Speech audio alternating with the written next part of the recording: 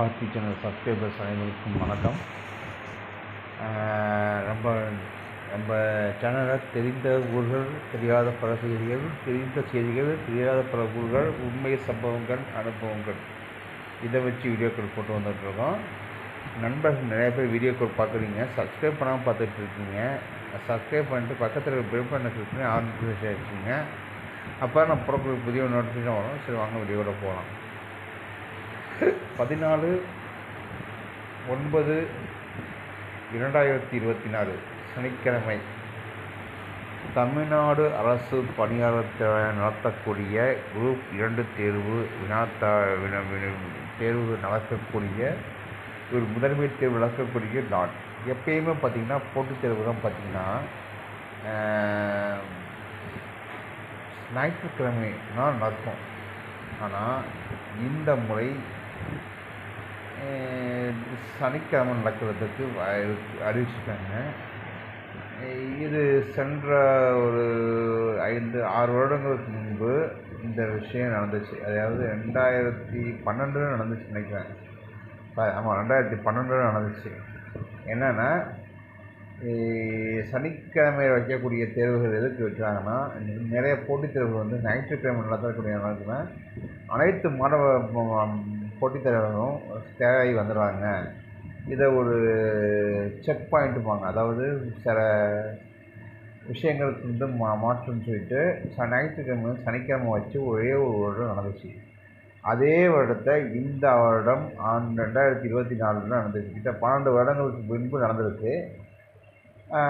இந்த விஷயத்தான் இப்போ ஏன்னா இப்போ என்ன சொல்கிறாங்கன்னா, தமிழ் ஏன் ஞாயிற்றுக்கிழமை வைக்கக்கூடிய தேர்வுகளை ஏன் சனிக்கிழமை மாற்றிருக்கீங்கன்னு கேட்டால், அவங்க தேர்வுத்துறை என்ன சொல்கிறாங்கன்னா, சனிக்கிழமை வச்சா நிறைய போட்டியாளர்கள் வந்து எழுதுகிறாங்க. ஸோ அந்த ஃபஸ்ட்டு மெரிய தலைவலி அதில் இருக்குது. அதை வந்து மாற்றி சனிக்கிழமையில் வச்சுன்னு சொல்லி ஆலோசனை பண்ணி தான் வச்சுருக்கோம். அப்போ என்னென்னா, சனிக்கிழமையில் 100க்கு ஒரு 30% ஆட்கள் வந்து சனிக்கிழமை வேலை பார்ப்பாங்க. பணி வகுப்போம் சில ஆட்கள் விழா கொடுக்க மாட்டாங்க. ஸோ அதுலேயே ஃபஸ்ட்டு எங்களுடைய ஆட்களை கழிச்சிக்கணும் அப்படின்னு சொல்லி தேர்வாணையத்திற்கு வந்து கொடுத்துருக்காங்க. ரெண்டாவது, இந்த சனிக்கிழமை நடத்துனாங்கன்னா சனிக்கிழமைக்கு சில ஆட்கள் வேலைக்கு போகணுமா? ஏன்னா இப்போ வாரத்தில் 5 நாட்கள் 6 நாட்கள் 7 நாளுங்கிறது 6 நாளுங்கிறது வேலைக்கு சர்வசாதாரணமாக போயிடுச்சு. இங்கே விட்டு சனிக்கு சில ஆட்கள் வேலை பார்க்குறாங்க. ஸோ அந்த ஆட்களை மையப்படுத்தி நாங்கள் சனிக்கிழமை மாற்றிருக்கோம்னு சொல்லி ஒரு தேர்வு இருக்குது. ரெண்டாவது தரப்பு என்ன சொல்கிறாங்கன்னா, சனிக்கிழமை ஞாயிற்றுக்கிழமை வைக்கக்கூடிய அனைத்து தேர்வுகளையும் அனைவரையும் நாங்கள் வந்து ஒருங்கிணைக்க முடியல. அதனால் எங்களை வந்து சில கட்டுப்பாட்டு அலுவலர்கள் கேட்டுக்கொண்டதுனால நாங்கள் சனிக்கிழமை நடத்திருக்கோம். இது ஒரு சோதனை அடிப்படையாக நடத்திருக்கோம்னு சொல்லி தேர்வாணையம் சொல்லியிருக்கு. இதுதான் தேர்வாணையம் கொடுத்துருக்கக்கூடிய தகவல். சரி, வாங்க விஷயத்துக்குள்ள போவோம். இப்போ தேர்வுகள் வந்து ஞாயிற்றுக்கிழமை நடக்கக்கூடிய தேர்வுகள்லாம் அனைத்தையும் சனிக்கிழமை மாற்றிருக்காங்க. சரி, இந்த விஷயம் எப்படி இருக்கட்டும். ரெண்டாவது பார்த்திங்கன்னா, வரக்கூடிய காலங்களில் இந்த தேர்வுகள்லாம் வந்து பார்த்திங்கன்னா, ஏன்னா இப்போ குரூப் 2 மற்றும் குரூப் 4 இந்த தேர்வு தான் மிகப்பெரிய தேர்வு நடத்திருக்கு. மாணவர்களுக்கு கொஸ்டின் பேப்பர், அதாவது கேள்வித்தாள் கொடுக்குறது ஒரு மிகப்பெரிய சவாலாக இருந்துகிட்டு இருக்கு. அதை திருத்துறதுக்கு மிகப்பெரிய சவால். அதனால் வந்து ஒருங்கிணைக்கிற இடத்துல ஏன்னா கம்ப்யூட்டர் இணைய வழியில் நடத்தலாமாங்கிற ஒரு பரிசீலனை பண்ணிகிட்டு இருக்கோம் அப்படின்னு சொல்லி தேர்வாணைய தரப்பு சொல்லியிருக்கு. இது ரெண்டாவது தரப்பு. மூன்றாவது தரப்பு என்னென்னா, இப்போ நீங்கள் வந்து தேர்வு கொடுத்துருக்கீங்க. சில ஆட்கள் வந்து சனிக்கிழமை நடக்கக்கூடிய தேர்வுகள் வந்து ஞாயிற்றுக்கிழமை நடக்கும். அப்போயே சில ஆட்கள் வந்து சனிக்கிழமை மாற்றுறாங்கன்னா, அப்போ எல்லோருடைய இது வந்து ஞாயிற்றுக்கிழமை தான் தேர்வு அப்படிங்கிற ஒரு அலட்சியத்தில் இருப்பாங்க. அப்போயே சில ஆட்கள் அடிப்படுவாங்க. இது 100க்கு 40% ஒரு பாசிட்டிவ் ஒரு அளவுக்கு எங்களுக்கு கை கொடுக்கும் அப்படின்னு சொல்லி தேர்வாணைய தரப்பு. சரி, இது வந்து தேர்வாணைய தரப்பு சொல்கிறது. சரி, அரசாங்கத்தினை வந்து வரக்கூடிய தேர்வு கட்டுப்பாட்டு தேர்வர்களுக்கு என்னென்ன வழிமாற்று முறைகள் கொடுத்துருக்காங்கிறத பார்ப்போம். கருப்பு பந்துமலை பேனா, இதுதான் அவங்க சொல்லக்கூடிய விஷயம். அதுக்கு அவங்க என்ன பண்ணுறாங்கன்னா, கருப்பு பந்துமலை பேனாவில் உங்களுடைய கேள்வி விடைத்தாளில் இது பணியாளரை கருமநிலைப்படுத்தணும் அந்த வினைகளை அப்படின்னு சொல்லி திருவண்ணாமலை கொண்டிருக்கு. எதுக்கு கருப்பு பந்துமணி இருக்குன்னா, இந்த ப்ளூ கலர், அதாவது எல்லாரையும் உபயோகப்படுத்தக்கூடிய இந்த ப்ளூ பாயிண்ட் பெயின், அதாவது ப்ளூ கலர்மாங்க. ப்ளூ கலர்னால் அந்த ஊதா கலர் பந்துமணி பெயினை உபயோகப்படுத்தி எழுதுனீங்கன்னா சில இடத்துல எங்களுக்கு திருத்துறதுக்கு எங்களுக்கு கம்ப்யூட்டர், அதாவது கணிப்பொறியில் சில விஷயங்களுக்கு வந்து எடுத்துக்க மாட்டேங்குது. அதனால் நாங்கள் இதை கருப்பு பந்துமணி பெயினாக மாற்றியிருக்கோம் அப்படின்னு சொல்கிறாங்க. ரெண்டாவது, விடைத்தர கொள்ளுறதுக்கு 10 மணிக்கு தான் நாங்கள் தேர்வு. சமீப காலமாக ஒரு 2 வருடங்களாக நாங்கள் 9:30 மணிக்கு தேர்வு நடத்திட்டு இருக்கோம். 9:30 மணிக்கு நடத்துனோம்னா காலையில் 9 மணிக்கு அவங்க எந்த தேர்வு கட்டுப்பாட்டு இதில் இருக்காங்கன்னா அந்த தேர்வு மையத்தில் 9 மணிக்கு சம்மந்தப்பட்ட அறை எண்ணில் இருக்கணும் அப்படிங்கிறது தான் தேர்வு கட்டுப்பாட்டு சொல்லியிருக்கு. அதற்கான கால அளவு பார்த்திங்கன்னா 8:30 மணிலேருந்து 9 மணின்னு சொல்லியிருக்காங்க. இது ஒரு கிரேஸ் பீரியடும்பாங்க. கிரேஸ் பீரியட்னால் சரி 8 மணிக்கு 8:30 மணி கிரேஸ் டைம்பாங்க. அதாவது 9 மணிக்கு முன்னாடி நீங்கள் வந்துடணும். 9 மணிக்கு எங்களுடைய கடைசி கட்ட முயற்சியான அந்த தேர்வு இதை நாங்கள் கேட்டை முடிவோம்னு சொல்கிறாங்க. அப்போ எல்லாருடைய மூளையிலையும் பதியக்கூடிய விஷயங்கள்னா 8:30 மணிங்கிறது 8 மணின்னு வச்சுக்கோங்க அப்படின்னு தெரியாது. நம்ம மூளையில் என்ன ஏற்றிக்கிறோம்னா 9 மணிங்கிறத 8 மணின்னு ஏற்றிக்கிங்க. நம்மளுடைய தேர்வு கடைசி நேரம். அதனால் 7 மணிலேருந்து 7:30க்குள்ளே சம்மந்தப்பட்ட இடத்துல போயிருங்க. போயிட்டு கரெக்டாக 8 மணிலேருந்து 8:30க்குள்ளே சம்மந்தப்பட்ட தேர்வு மையத்துக்கு போயிட்டு உங்களுடைய உடைமைகள்லாம் அங்கே கொடுத்துட்டு, அதாவது என்னென்ன சொல்கிறாங்கன்னா மொபைல் ஃபோன் அலௌடு இல்லை, அப்புறம் பர்ஸு, சில இடத்துல பார்த்திங்கன்னா இந்த பர்ஸ் உங்களுடைய மொபைல் ஃபோனு ப்ளஸ் உங்களுடைய பர்ஸு இதெல்லாம் வாங்கி வைக்கிறதுக்கு சில அங்கே ஒதுக்கப்பட்டிருக்கு. ஆனால் ஒரு சில இடங்களில் அது ஒதுக்கப்படலை. கூடுமான வரை இந்த இதெல்லாம் தவிர்த்துக்குங்கன்னு சொல்லியிருக்காங்க.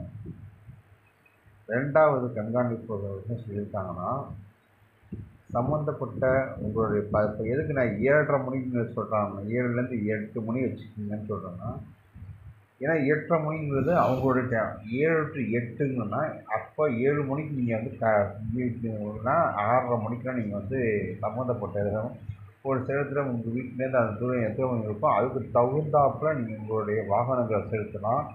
வாகனங்களை அதிகப்படியான வேகத்தில் செலுத்தாமல் நீங்கள் சீரான வேகத்தில் போவீங்க. ஒரு 40 to 60 இதுதான் வேக கட்டுப்பாட்டு. இதை மீறி சில ஆட்கள் போகக்கூடாது. அதனால தான் 8 மணிங்கிறத சொல்கிறோம், எடுத்துக்கலாம். 8:30 மணிங்கிறது 7:30 மணின்னு வச்சு 8 மணிங்கிறது லாஸ்ட்டு 9:30 மணி 8 மணிக்கு 7 to 8ன்னு வச்சுக்கோங்க அப்படின்னு. அப்போ தான், ஏன்னா அந்த காலத்தில் போகும்போது எதிர்பாராத நிகழ்வுகள் நடக்கும். என்னென்னா வாகனங்கள் போனீங்கன்னா வாகனங்களில் எதிர்பாராத விபத்துக்கள், அதாவது டயரை பிடிக்கிறது, பெட்ரோல் தீண்டு போடுறது, ஏதோ ஒரு அசம்பாவிதம் நடக்கக்கூடிய விஷயங்கள்லாம் நடக்கும். அதுமாதிரி இப்போ தேர்வுக்கு சிறப்பு பேருந்து விட்டுருப்பாங்க. அந்த பேருந்துகளில் ஏதோ ஒரு காரணத்தினால் டைம் ஆகும், தள்ளி போகும். இந்த காரணங்கள்னால் அங்கே ஏற்றுக்க மாட்டுறாங்க. ஸோ இதெல்லாம் நம்ம தான் ஒருங்கிணைச்சு பண்ணிடணும். ரெண்டாவது, தேர்வு மையத்தில் போகும்போது ஏதாவது இடர்பாடுகள் நடக்கும். ஏன்னா பக்கத்தில் இருக்கக்கூடிய வீடுகளில் ஏதாவது துக்க நிகழ்வு நடந்திருக்கும், ஏதாவது திருமண விழாக்கள் நடந்திருக்கும். அதனால் சில இடர்பாடுகள் இருக்கும். அதனால் அந்த மையத்திலேருந்து அடுத்த வழியாக அந்த சம்மந்தப்பட்ட தேர்வு மையத்திற்கு நீங்கள் போகிற மாதிரி இருக்கும். அதனால தான் 7லேருந்து 8 மணிக்கு நீங்கள் போயிடுங்க சொல்கிறேன். போகிறதுக்கு முன்னாடி உங்களுடைய கருப்பு என்ன நீங்கள் எடுத்துகிட்டு போகணுங்கிறத சொல்லிடுறேன். தேர்வு மைய நுழைவுச்சீட்டினுடைய முதல் பக்கம், அடுத்ததாக உங்களுடைய ஐடி ப்ரூஃப், அதாவது நீங்கள் தானா சம்மந்தப்பட்ட ஆள் அப்படின்னு ஃபோட்டோ இருந்தாலும் இல்லாட்டினாலும் நீங்கள் தானா அப்படிங்கிறதுக்கு உங்களுடைய டிரைவிங் லைசன்ஸ், பாஸ்போர்ட்டு, முதல் பக்க வங்கி கணக்கு புத்தகம்,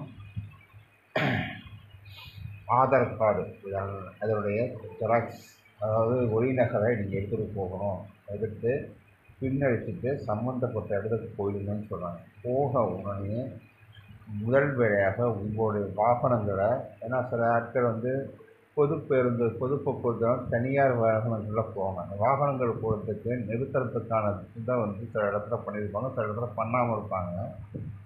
அது எங்கே அவங்க சொல்கிறாங்களோ அந்த சம்மந்தப்பட்ட வாகனங்களை நிறுத்திட்டு போங்க. போகிறதுக்கு முன்னாடி உங்கள் உடைமைகளை அதில் வச்சுட்டு போங்கன்னு சொல்கிறாங்க. ஏன்னா சில இடத்துல தேர்வு கட்டுப்பாட்டு அலுவலர்கள் வந்து அமைச்சிருப்பாங்க, அது சில இடத்துல இருக்காமல் இருக்கலாம். ஸோ அதனால் இதெல்லாம் நீங்கள் தான் வச்சுக்கிங்க அப்படின்னு சொல்கிறாங்க. ரெண்டாவது, கூட கூட்டி போடக்கூடிய ஆட்கள், பெற்றோர்கள் இருப்பாங்க. அவங்க இந்த இடத்துல அப்படின்னா வெயிலில் நிற்காமல் மரத்தில் நிற்காம அவங்கள்ட்ட சில இதை கொடுத்துருக்கோம். கொடுக்குற மொத்தமாக அவங்க போயிட்டு வர வரைக்கும் உங்கள்கிட்ட இந்த பாதுகாப்பான இடத்துல சில மையங்களில் பார்த்திங்கன்னா பெற்றோர்கள் உட்காரத்துக்குன்னு சில இடம் ஒதுக்கியிருப்பாங்க. அது அவங்களுடைய எந்தெந்த மையத்தில் இருக்கக்கூடிய இது பொறுத்து அந்தடைய பணியாளர்களுடைய தனித்திறமையினால் ஒதுக்கியிருப்பாங்க. ஒரு சில இடத்துல தான் 100% மட்டும் வச்சுக்குவோம், பாக்கி 90% வந்து பாதுகாவலுக்கு எந்த இதுவும் இருக்காது. ஸோ கூடுமான வழி பாதுகாப்பு கூப்பிட்டு போகாமல் கூப்பிட்டு போனீங்கன்னா ஒரு பொதுவான இடத்துல ஒரு நல்ல இடத்துல உட்கார சொல்லிட்டு போங்க. ரெண்டாவது, வாகனம் நிறுத்தக்கூடிய இடத்துல நீங்கள் நிறுத்திட்டு போங்க. அதுக்கடுத்து உங்கள் உடைமைகள் அதில் வச்சுங்க. என்ன உண்மைன்னு வச்சுன்னா, வெளியே வந்து செல்ஃபோன் கண்டிப்பாக அதை வந்து எடுத்துகிட்டு போகக்கூடாதுன்னு சொல்லியிருக்காங்க. பர்ஸு, ஏன்னா பர்ஸுங்கிறது அத்தியாவசியம்.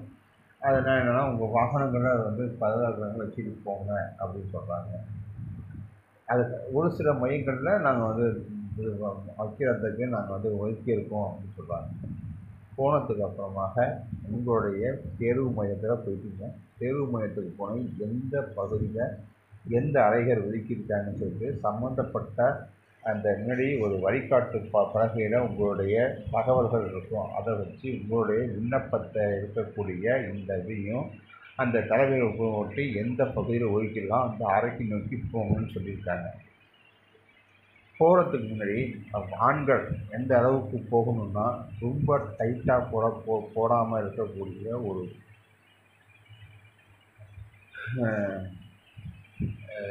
பேண்ட்டோ இல்லை ட்ரச் பேண்ட்டோ இல்லது ஒரு கீழே போடக்கூடிய ஒரு அண்ட்ராய்ட்ஸோ, அதாவது அண்ட்ராய்டுலாம் மேக்ஸிமம் அது வந்து பேண்ட் வகையாக சொந்தம் முழுசாக சேரக்கூடிய ஒரு இதை வந்து மடித்து விட்டுறக்கூடாதுன்னு சொல்லியிருக்காங்க. அதற்கப்புறமா உங்களுடைய கர்ச்சீஃப், ஏன்னா இப்போ வந்து கர்ச்சீஃப் மாதிரி யாருக்கு என்ன வேணால் வேர்த்து ஊற்றலாம். கர்ச்சீஃபோ நீங்கள் வச்சிங்கன்னா அதை சம்மந்தப்பட்ட தேர்வில் உட்கார வச்சுட்டு அவங்களுக்கு முன்னாடி எடுத்து வச்சுருங்க. வச்சுட்டு கை துடைக்கிறதுக்கு மட்டும் யூஸ் பண்ணிக்கிங்க, உபயோகப்படுத்திங்கன்னு சொல்லி அது வந்து தேர்வுக்கு என்ன பண்ணியிருக்காங்களோ அவங்களுடைய புதிய அடிப்படையாக பண்ணுங்கன்னு சொல்லியிருக்காங்க. ரெண்டாவது, நீங்கள் சம்மந்தப்பட்ட தேர்வுக்கு மையத்துக்கு போய் தேர்வு கூடத்துக்கு போயிட்டீங்க. போனால் உங்களுக்கு ஒதுக்கப்பட்ட இந்த அறையில் உங்களுக்கு ஒதுக்கப்பட்ட இடத்துல போய் உட்காருங்க. உட்காந்துட்டு அந்த ஃபஸ்ட்டு பார்க்கக்கூடியது பார்த்திங்கன்னா உங்களுடைய உட்கார்ந்துருக்கக்கூடிய அறைகள், உட்காந்துருக்கிற சிட்டிங் அரேஞ்ச்மெண்ட், பெஞ்சு இதாவது கொடுத்துருப்பாங்க. அது கரெக்ட் சரியான முறையில் இருக்கா, இல்லை வேறு எதுவும் பழுது இருந்துச்சுன்னா அதுக்கு ஏன்னா மாற்று ஏற்பாடு பண்ண மாட்டாங்க. அவங்க தெளிவாக சொல்லிட்டாங்க. ஏன்னா ஒரு சில தேர்வு மையத்தில் பசங்க பண்ணக்கூடிய தவறு என்னென்னா, இந்த இருக்கைகள்லாம் ரொம்ப மோசப்படுத்தி வச்சுருப்பாங்க, சேதப்படுத்திப்பாங்க. அதை வந்து அந்த இது உட்காந்துருந்தீங்கன்னா அதை மாற்றி தர மாட்டாங்க. அதுக்கு நீங்கள் தான் அதை வந்து எப்படி பண்ணியிருக்கலாம், எப்படி அந்த டேமேஜ் தேர்வு தாரை எப்படி சேதப்படுத்தாமல் இருக்கலாம்னு சொல்லி எப்படிலாம் நீங்கள் வழிகாக்கணும் அதுக்கு தான் பண்ணிக்கிங்கன்னு சொல்லுவாங்க. 9 மணிலேருந்து 9:30 மணிக்குள்ள தேர்வு மையத்தில் 9 மணிக்கு நீங்கள் தேர்வு மையத்தை கட்டுப்படுத்துகிற உங்கள் ஒதுக்கப்பட்ட 4 மணி நேரத்துக்கு முன்பு 9:06க்கு உங்களுடைய தேர்வு தாளை கொடுப்பாங்க. அதில் உங்களுடைய தேர்வு மைய தாள் மட்டும் இல்லாமல் உங்களுக்கு விழித்த கேள்வித்தாள் மற்றும் விழித்தாள் 2மே கொடுப்பாங்க. எடுத்தோடனே டப்பு இடம் உங்களுடைய தகவல்கள்லாம் அதை கரெக்டாக சரியாக பிரிண்ட் ஆகிருக்கு. ஏன்னா வந்து நீங்கள் ஷேர் பண்ணுற ஆப்ஷன்லாம் இருக்கும். இப்போ அதெல்லாம் பிரிண்ட்டாக ஆகி வந்துருச்சு.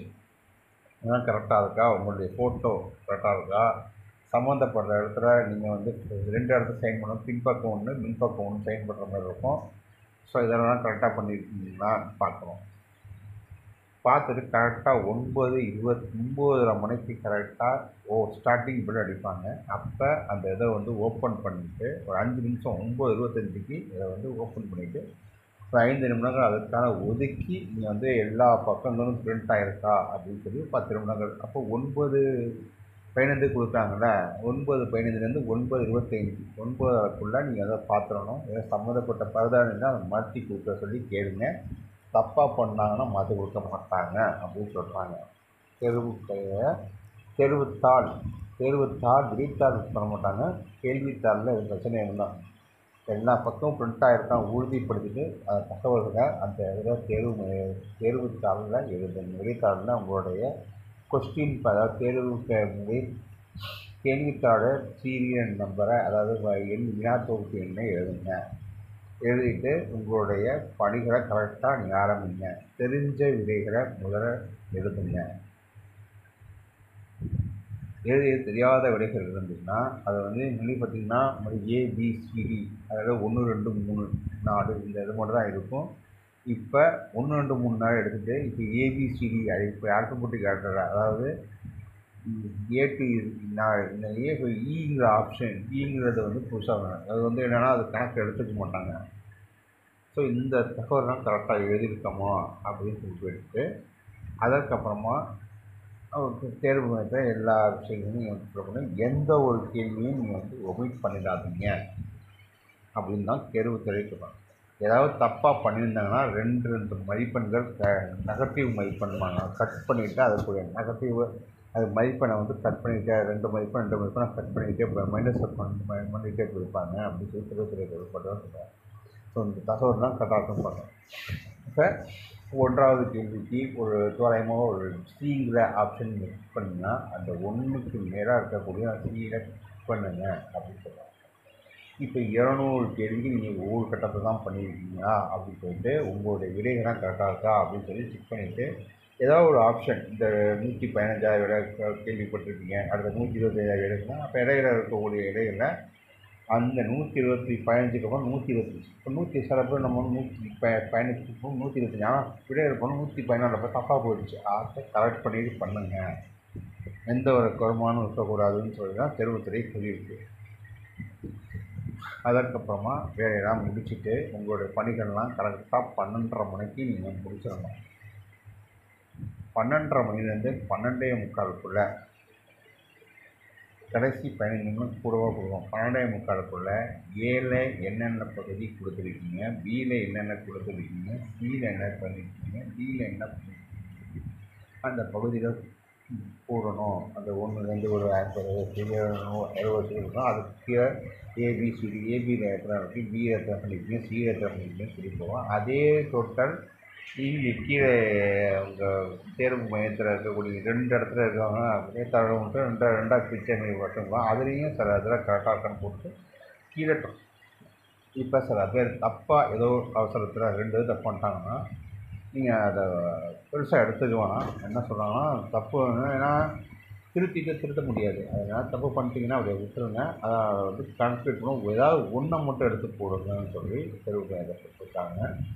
அப்புறம் கீழே கையெழுத்து போட்டு நீங்கள் ஆப்சண்ட்டாக ப்ரெசண்ட்னா ப்ரெசன்ட், ஏன்னா மேக்ஸிமம் ப்ரெசண்ட் பிஏன்னு இருக்கும். ஏங்கிறது அப்படின்னா யாரும் இல்லைன்னா தேர்வு மையத்தை கட்டுப்பாட்டு இருக்கக்கூடிய கண்காணிப்பாளர், தேர்வுக்குற கண்காணிப்பாளர் பண்ணியிருப்பாங்க. இப்போ தேர்வு மையத்தில் நீங்கள் இருக்கீங்க பி ஆப்ஷன் பண்ணிவிட்டு கீழே இன்விஜிலேட்டர் அவங்களுடைய தேர்வு மையத்தில் இருக்கக்கூடிய கண்காணிப்பாளர் கையெழுத்து போட்டு அதே கையெழுத்தை ஹால் டிக்கெட்டில் ஒரு தேர்வு மையத்தோட நிமிடத்திட்ட கையெழுத்து வாங்கிட்டு வெளியிடுவாங்க. கொடுத்துட்டு வரும்போது உங்களுடைய கடைசி பிடிச்சதுக்கப்புறமா இடது கை ஆள்காட்டி விரலுடைய இது ரேகையை வந்து அதை வச்சுட்டு வாங்க. ஏன்னா இப்போ இருக்கக்கூடிய மேதாவிகளாக இருக்கக்கூடிய அந்த தேர்வு மையத்தில் இருக்கக்கூடிய கட்டுப்பாட்டாளர்கள் என்ன சொல்கிறாங்கன்னா எங்கள் வேலையை நாங்கள் முடிச்சிடணும்னு சொல்லிட்டு அர்ஜென்ட்டாக 12 மணிக்கு தான் நீங்கள் வந்து ரேகையை வச்சு விட்டாங்க. தயவுசெய்து அந்த மாதிரி தப்பு பண்ணாதீங்க. ஏன்னா ஏதோ ஒரு விஷயத்தில் அந்த ஏதோ வந்து இன்ஸ்ட்ரக்ஷன் ஏதோ ஒரு விழுந்துச்சுன்னா யார் அவங்களுக்கு நீங்கள் தோப்படுத்துறீங்கன்னா தொடர்பு அவங்களுக்கு நினச்சிங்கன்னா ஏதோ ஒரு காரணத்தை அந்த இம்ப்ரெஷன் இருந்துச்சுன்னா தேர்வு மையத்தில் இருக்கிற தேர்வுகளுடைய கேள்வித்தாள் அவங்களுடைய முதல் கேள்விக்குரிய இருக்கணும். இப்போ 12:30 மணிக்கு மேலே இதெல்லாம் பார்த்துக்குங்க. மேக்ஸிமம் சைன் போடுறீங்களா அப்போ இது வாங்கிக்கிங்கன்னு சொல்லி ரேகையை வாங்கிட்டு அனுப்புங்கன்னு சொல்லி தான் தேர்வு மையத்தில் தெளிவாக கொடுத்துருக்காங்க. இது எத்தனை கூடத்தில் பண்ணியிருக்காங்க. ரெண்டாவது தேர்வுக்குற மையத்தில் போகும்போது இந்த எலக்ட்ரானிக் பொருட்கள், அதாவது இந்த ஃபிங்கரில் வந்து இந்த ஏதோ ஒரு காரணத்தில் அந்த தேர்வு விடைகளுக்கு அப்புறம் ஆப்தான் கொடுக்கூடாது. அப்புறம் டிஜிட்டல் வாட்சஸ், அதாவது 1, 2ன்னு ஒரு பண்ணுங்க. அது டிஜிட்டல் சம்பந்தப்பட்ட எதுவும் கொடுக்கக்கூடாது. பேஜரோ எதுவும் இருந்தாலும் கொடுக்கக்கூடாது. இப்போ சமீபத்தில் என்ன சொல்லியிருக்காங்கன்னா வாட்சே கட்டிட்டு போகக்கூடாதுன்னு சில கேள்வி கொடுத்து சொன்னதுனால வாட்சை கட்டிட்டு போகாதீங்க. அதை அதான் ஒரு அரை மணி நேரத்துக்கு ஒரு தடவை சம்மந்தப்பட்ட இதில் வந்து அடிக்கணும், மண்ணி அடிக்கணும்னு சொல்லியிருக்காங்க. தேர்வு ஏதோ ஒரு காரணம் சொல்லணும்னா தேர்வு மையத்தில் நீங்கள் வந்து ஒரு 10-15 நிமிடத்துக்கு அரை மணி நேரத்துக்கு ஒரு தடவை கேட்டுக்கிட்டு இருந்தேன். டைம் என்னாச்சு சொல்லணும். எனக்கு ஏதோ ஒரு காலத்தில் சொன்னால் சொல்லணும்னு சொல்லலாம். சொல்லாமல் இருந்தால் கேட்கக்கூடிய உரிமை தேர்வு மையத்துக்கு இருக்குது தான் தேர்வு மையத்தை சொல்லியிருக்காங்க. தேர்வு கூட பணியாள தேர்வான சொல்லியிருக்கு. இதெல்லாம் ஒழுங்காக எழுதிட்டு எந்த விதமான ஒருங்கிணங்களுக்கு இடம் கொடுக்காம தேர்வுகளை எழுதிட்டு வர நம்மளோட சேனல் வாழ்த்துகிறது. நம்மளுடைய அடுத்த வீடியோ பார்த்திங்கன்னா திங்கட்கிழமை காலையில் வரும் அப்படின்னு சொல்லி வீடியோ முடிக்கிறேன்.